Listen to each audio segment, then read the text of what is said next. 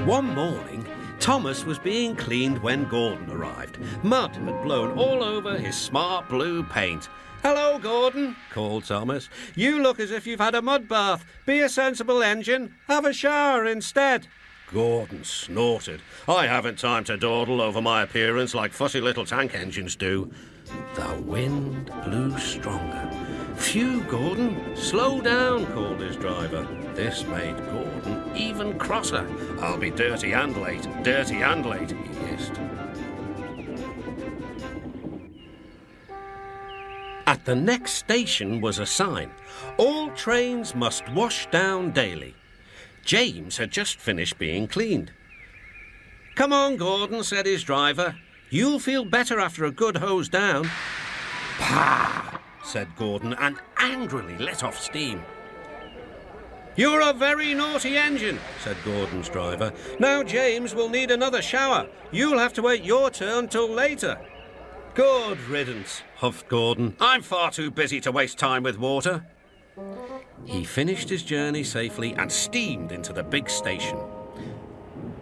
The Fat Controller was waiting.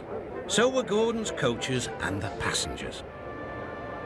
"Goodness gracious," said the Fat Controller. "You can't pull the train. Henry will have to do it. Gordon, you'd better get cleaned straight away." Gordon was soon being washed. "Mind my eyes," he grumbled. Then he pulled trucks for the rest of the day. He bumped them hard. "That's for you, and you, and you." "Trucks will be trucks," said James. "They won't with me," snorted Gordon. "I'll teach them." James got ready to take the express when Gordon returned. "Be careful," warned Gordon. "The hills are slippery and you may need help." "I don't need help on hills," replied James huffily. "Gordon thinks he knows everything."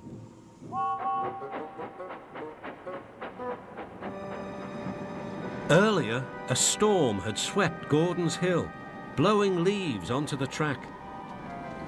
Even though the storm had passed, the hill was still difficult to climb. James knew this.